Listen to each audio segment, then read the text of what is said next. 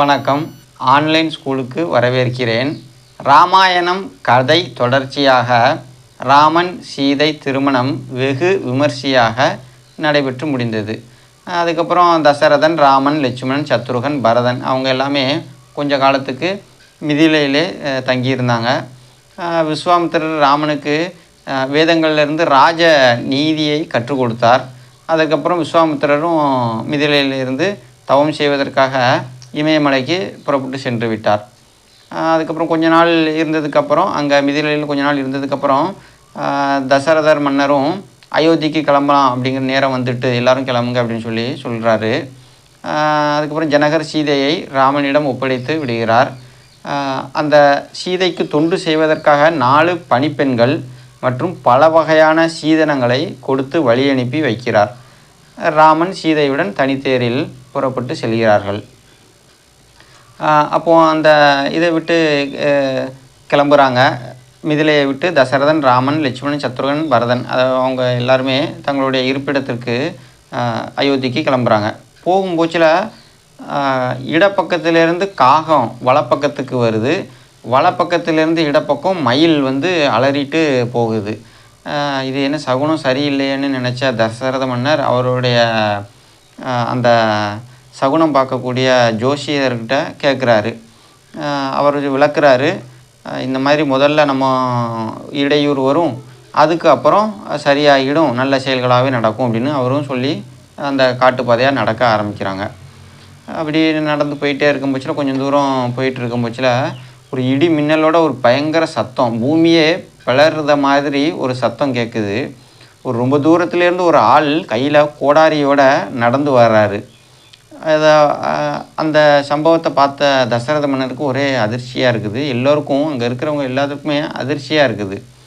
இப்படி ஒரு சத்தத்தோடு வர்றாரு யார் அப்படின்னு தசரதர் வசிஷ்டர்கிட்ட கேட்குறாரு. வசிஷ்ட மாமுனி சொல்லுதார், அவருடைய ஞான கண்ணால் வரக்கூடியவர் யாருன்னு பார்த்து அந்த சொல்லுதார்.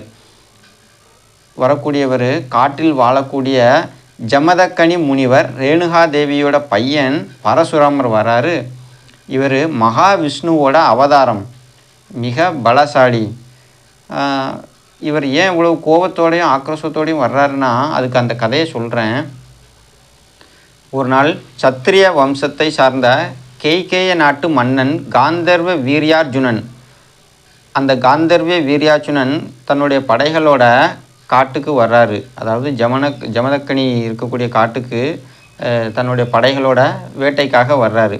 அப்படி ரொம்ப தூரம் வந்ததுனால அந்த இருக்கக்கூடிய மக்கள் எல்லாம், அந்த படை வீரர்கள் எல்லாமே வயிறு பசியால் அவதி உறுதாங்க. அப்போ அங்கே முனிவர் இருக்கக்கூடிய வீட்டுக்கு, அந்த ஆசிரமத்துக்கு போகிறாரு இந்த காந்தர்வ வீரியார்ஜுனன்.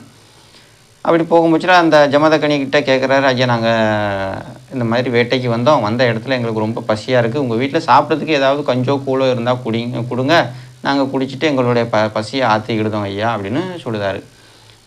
இந்த நாட்டு மன்னன், நீங்கள் உங்களை வரவேற்கிறேன், நீங்கள் எங்கள் வீட்டுக்கு வந்தது, எங்கள் ஆசிரமத்துக்கு வந்தது நாங்கள் செஞ்ச புண்ணியம், நான் அத்தனை பேர்த்தோட பசியை போக்குதேன், ஒரு 2 நிமிஷம் இருங்க அப்படின்னு சொல்லி வீட்டுக்குள்ளே ஆசிரமத்துக்கு போகிறாரு.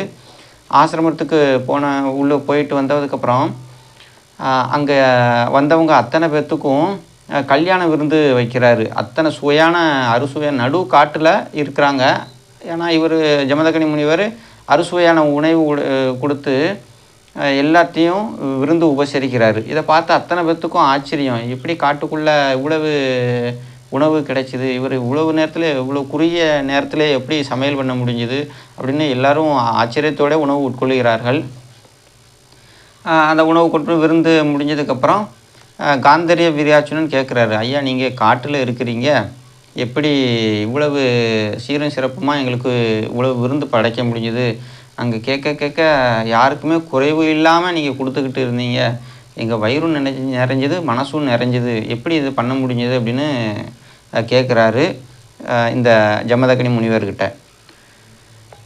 ஜமதக்கனி முனிவர் சொல்கிறாரு, ஐயா என் வீட்டுக்கு பின்னாடி கொல்லப்புறத்தில் 2 மாடு இருக்குது, அந்த அந்த பசுமாடு நான் வளர்த்துட்ருக்கேன், அந்த மாடு என்ன வரம் கேட்டாலும் எதை கேட்டாலும் கொடுத்துக்கிட்டே இருக்கும். அந்த பசுவோட பேர் காமதேனு, அதோட கன்று நந்தினி. இந்த ரெண்டுமே நான் கேட்க கேட்க எது கேட்டாலுமே கொடுக்கக்கூடியது அப்படின்னு சொல்கிறாரு. இதை பார்த்த மன்னருக்கு ரொம்ப ஆச்சரியமாக இருந்தது. அந்த மாடு எப்படியாப்பட்டது நான் பார்க்கணுன்னு ஆசைப்படுதேன் அப்படின்னு கேட்குறாரு. வாங்க அப்படின்னு கூப்பிட்டு போய் காட்டுறாரு. இந்த காந்தர்வ வீரியனுக்கு அந்த காமதேனு பசு மேலே ரொம்ப விருப்பம் வந்துடுச்சு. காட்டில் இருக்கக்கூடிய முனிவருக்கு இவ்வளவு பெரிய இது சக்தி கிடச்சிருக்கு, அப்புறம் அற்புதமான ஒரு தேவ பசு கிடச்சிருக்கு அப்படின்னு நினைக்கிறாரு. தன்னுடைய நாட்டுக்கு கொண்டு போய் கேட்டதெல்லாம் கொடுக்கக்கூடிய பசு, இதை நம்மளே வச்சுக்கிட்டா என்ன அப்படின்னு அவர் அந்த காந்தர்வ வீரியார்ஜுனன் ஜமதக்னி முனிவர்கிட்ட கேட்குறாரு. ஐயா, இந்த பசு எனக்கு தாங்க, இந்த நாட்டை செல்வ செழிப்பாக வச்சுருப்பேன், மக்களுக்கெல்லாம் தேவையானதை நான் கொடுப்பேன், எனக்கு தாங்கய்யா இந்த காமதேனு பசுவை தாங்க அப்படின்னு கேட்குறாரு. இல்லை, இது எனக்கு விஸ்வாமுத்திரர் வச்சுருந்த பசு, அவர் தான் வளர்த்துட்டு இருந்தார். அவர் இமயமலைக்கு தவம் செய்ய போனதுனால என்கிட்ட கொடுத்து பாதுகாப்பாக வச்சுருக்க சொன்னார். நான் அதை பாதுகாப்பாக வளர்த்துட்ருக்கேன், இது இப்போதைக்கு என்னால் தர முடியாது அப்படின்னு சொல்லுதார். மன்னருக்கு கோபம் இப்போ நீங்கள் நான் இந்த நாட்டோட மன்னன் என்கிட்டே இல்லைன்னு சொல்லுதியா, நான் இப்போ என்ன பண்ணுறேன் பாரு அப்படின்னு சொல்லி அந்த தேவ பசுவை வலுக்கட்டாயமாக நாட்டுக்கு இழுத்து சென்றார் இந்த காந்தர்வ வீரியன். அதுக்கப்புறம் இதை கேட்ட ஜமதக்னி முனிவரோட மகன் பரசுராமர் என்ன பண்ணினார் அப்படின்னா, அந்த மாடை எப்படியாவது இழுத்துட்டு வா அப்படின்னு ஜமதக்னி முனிவர் கேட்குறாரு. அப்போது அந்த நாட்டுக்கு போய் அந்த மன்னனை காந்தர்வ வீரியனை காந்தர்ய வீரியார்ஜுனனை கொன்னுட்டு, தலையை வெட்டி கொன்னுட்டு, 2 பசுமாட்டுகளையும் மீட்டு காட்டுக்கே ஆசிரமத்துக்கே கொண்டு வந்துருந்தார் பரசுராமர். எப்படி நீ இந்த பசுவை நீ மீட்டு கொண்டு வந்த அவனுக்கு சிரமமாக இல்லையா அப்படின்னு ஜமதக்னி முனிவர் தன்னோட பையன்கிட்ட பரசுராமர்கிட்ட கேட்குறாரு. நான் அந்த மன்னனை வெட்டி கொண்டுட்டு பசுவை நான் கொண்டு வந்துட்டேன் அப்படின்னு சொல்லுதார். ஒரு முனிவரோட பையனாக இருந்துக்கிட்டு நீ இதெல்லாம் பண்ணலாமா, இதெல்லாம் மிகுந்த பாவமாச்சே, ஒரு அந்தணனை கொன்ன பாவத்தை விட மன்னனை கொன்ன பாவம்தான் அதிகம், அதனால் உன்னுடைய கோபமும் பாவமும் தணியணும் அப்படின்னா நீ எங்கேயாவது யாத்திரைக்கு போயிட்டு திரும்பி வா அப்படின்னு சொல்லி அனுப்பி வச்சிருந்தாரு. அனுப்பி வச்சுருந்த பரசுராமரும் வேறு ஒரு காட்டுக்கு போய் தவம் மேற்கொள்ளுதார். தவம் மேற்கொள்ளி கொஞ்சம் வருடங்களுக்கு அப்புறம் தன்னுடைய அப்பாவை பார்க்க திருப்பி வர்றாரு. என்னுடைய மனசுலாம் சாந்தி ஆகிடுச்சு, கோபம் தணிஞ்சிடுது, என்னுடைய பாவம்லாம் போயிடுச்சு, உங்களுடைய ஆசீர்வாதம் வேணும் அப்பா அப்படின்னு சொல்லி ஜமதக்னி முனிவரோடையே சேர்ந்துருந்தார் இந்த பரசுராமர். அவருக்கு வேண்டிய உபகரணங்கள்லாம் செஞ்சு இருக்கிறாரு. ஒரு நாள் என்னாச்சு அப்படின்னு சொன்னால், அந்த ஜமதக்னி முனிவர் ஹோமத்திற்கு பூஜை செய்ய பொருட்கள்லாம் தேவைப்பட்டது. அந்த பொருள் தேவைப்பட்டதுனால பரசுராமர்கிட்ட சொல்லுதார். பரசுராமா, அந்த மாதிரி நான் ஒரு யாகம் பண்ண போகிறேன், அதுக்கு தேவையான பொருட்கள்லாம் வேணும், நீ குறிப்பிட்ட காலத்துக்குள்ளே கொண்டு வந்துரு அப்படின்னு சொல்லுதார். குறிப்பிட்ட டயத்தில் கொண்டு வந்துரு அப்படின்னு சொல்லுதார். இவரும் அந்த இதுக்கு தேவையான யாகத்துக்கு தேவையான அத்தனை பொருட்களையும் ஒரு குறிப்பிட்ட நேரத்தில் அந்த கரெக்டாக எல்லா பொருட்களையும் கொண்டு கொடுத்துருதாரு. நீ சொன்ன சொல் தட்டாத பையனாக இருக்க, உனக்கு என்ன வரம் வேணும்னு கேளு, நான் தரேன் அப்படின்னு சொல்லுதார். பரசுராமர் கேட்குற, அப்பா உங்களுக்கு இருக்கக்கூடிய அதே பலமும் எனக்கு வேணும் அப்படின்னு கேட்குறாரு.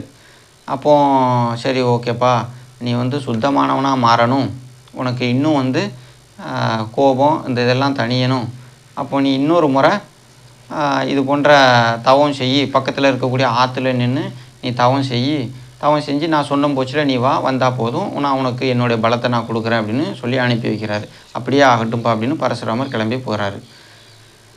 அந்த சமயத்தில் தான் இந்த பசுமாட்டை எடுத்துகிட்டு போனானே காந்தர்வ வீரிய அரசன், அவர்களுடைய புதல்வர்கள் பழி வாங்கணும் அப்படிங்கிற நோக்கத்தில் இந்த ஜமதக்னி முனிவரை அவர் ஆசிரமத்தில் வெட்டி அவரையும் கொன்று போடுதாங்க. இதை பார்த்த ரேணுகாதேவி, அவருடைய ஜமதக்னியோட முனிவரோட மனைவி ரேணுகாதேவி என்ன பண்ணாங்கன்னா அலறுனாங்க. அந்த அழுகை சத்தம் காடு ஃபுல்லாக கேட்டுது. இதை கேட்ட பரசுராமர் ஓடோடி வர்றாரு ஆசிரமத்துக்கு. அவர் அப்பாவோட தலை வெட்டி கீழே கிடக்கிறத பார்த்து ரொம்ப தீராத கோபம் அவருக்கு வர ஆரம்பிக்குது. எவ்வளவோ இது செஞ்சும் பலன் இல்லாமல் போச்சு, இப்போ தவம் செஞ்சும் யோகம் செஞ்சும் பலன் இல்லாமல் போச்சு, எவ்வளவு மடங்கு தவம் செஞ்சாரோ அதை விட இப்போ கோபமும் அதிகமாகிடுச்சு. கோபம் அதிகமாகி அந்த காந்தர்வ வீரியன் புதல்வர்களை எல்லாத்தையும் வெட்டி வீச ஆரம்பித்தார். அவர் ஒரு சபதம் எடுத்துக்கிட்டார்.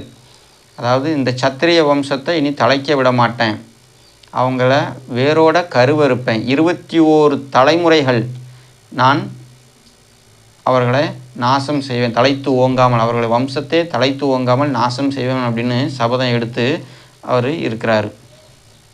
இந்த கதையை யார் சொல்லுறாருன்னா, நம்ம வசிஷ்டர் தசரத மன்னனுக்கும் அங்கே இருக்கிறவங்களுக்கெல்லாம் சொல்லுறாரு. இந்த கதையை கேட்ட தசரத மன்னன் ரொம்ப அச்சப்பட்டார். ஏன்னா தசரத மன்னனும் சத்திரிய வம்சத்தை சேர்ந்தவர் தான். இதனால் தன்னுடைய ராமன், லட்சுமணன் மற்ற புதல்வர்களையும் இந்த பரசுராமர் வெட்டி கொன்று விடுவாரோ அப்படின்னு பயந்தார். பரசுராமர்கிட்ட மெல்ல போய் இறங்கி பேசினார். பரசுராமா, நீங்கள் யாருன்னு தெரியும், நீங்கள் விஷ்ணுவோட மறு அவதாரம், உங்கள் பலத்துக்கும் வீரத்திற்கும் இங்கே நிகரே யாரும் இல்லை, உங்களுடைய அந்த சபதத்தை விட்டு சாந்தி அடையுங்கள், கோபத்தை கைவிடுங்கள் அப்படின்னு கேட்குறாரு. அதுக்கு பரசுராமர் கேட்குறாரு, இந்த உலகத்திலே ராமன் தான் சிறந்த பலசாலி அப்படின்னு எல்லோராலையும் பேசப்படுதாங்க. ஏன்னா சிவதனுஷை முறித்து அவருக்கு அந்த பட்டம் கிடச்சிது, சிவதனுஷை முறித்து விட்டார், அதனால் அவர் தான் பலசாலின்னு எல்லோரும் சொல்லுதாங்க. அதை விட என்னிடம் இருக்கும் விஷ்ணு தனுஷ் என்கிற கோதாண்டத்தை அவர் அந்த வில்லை வளைக்கட்டும், அந்த நாணை பூட்டட்டும், நான் அவர் பலசாலின்னு ஒத்துட்டு என்னுடைய சபதத்தையும் என்னுடைய கோபத்தையும் நான் கைவிட்டுடுதேன் அப்படின்னு சொல்கிறாரு. அதை கேட்ட ராமன் பரசுராமர் கையில் இருந்த அந்த விஷ்ணு தனுஷை வாங்கி வளைக்க பார்க்குறாரு, வளைக்க முடியலை. அந்த வில் நான் பூட்ட பார்க்குறாரு, பூட்ட முடியலை. ரொம்ப அது வலிமை மிக்கதாக இருக்குது. சிவதனுஷை விட இந்த விஷ்ணு தனுஷ் கோதாண்டம் வலிமை மிக்கதாக இருக்குது. இருந்தாலும் விஸ்வாமித்திரர் சொல்லி கொடுத்த மந்திரத்தை பயன்படுத்தி தன்னுடைய வலிமையை வர வச்சு அந்த நாணை பூட்டியிருந்தார். பூட்டி முடித்ததும் இல்லாமல் அவர்கிட்ட இருக்கக்கூடிய ஒரு அம்பை எடுத்து இப்போ பரசுராமருக்கு மேலே ஏவ பார்க்குறாரு. பரசுராமரே, நீர் தவம் மேற்கொண்டு வலிமை உடையவர், உம்மை நான் கொல்ல மாட்டேன், ஆனால் அதற்கு பதிலாக எனக்கு என்ன தருவாய் அப்படின்னு ராமர் கேட்குறாரு. அப்போ ராமா, நீ யார் என்ற உண்மையை நான் புரிந்து கொண்டேன். நான் சேர்த்து வைத்திருந்த தவத்தின் வலிமையை இந்த வில்லிற்கு நான் கொடுத்து அந்த வில்லையே உன்னிடம் ஒப்படைக்கிறேன் அப்படின்னு அந்த வில்லை ராமருக்கு பரசுராமர் ஒப்படைக்கிறார்.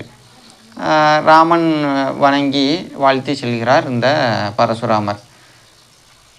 இதனால தான் அந்த ராமன் வைத்திருக்கக்கூடிய அந்த வில்லு கோதாண்டம் என்று அழைக்கப்படுகிறது. இதனால தான் அவர் கோதாண்ட ராமர் என்று ராமன் அழைக்கப்படுகிறார். அதோடு மட்டுமல்லாமல் கிருஷ்ணர் அர்ஜுனருக்கு பகவத்கீதை கூறும்போது அத்தியாயம் 10:32 ஸ்லோகம் 31 அஸ்மி ராம சஸ்திரப்ரதாம் அகம் அப்படின்னு கூறுகிறார். இதுக்கு அர்த்தம் என்னென்னா, ஆயுதம் தரித்தவர்களிலே நான் ராமனாக இருக்கிறேன் அப்படின்னு கிருஷ்ணர் அர்ஜுனனுக்கு உபதேசம் செய்கிறார்.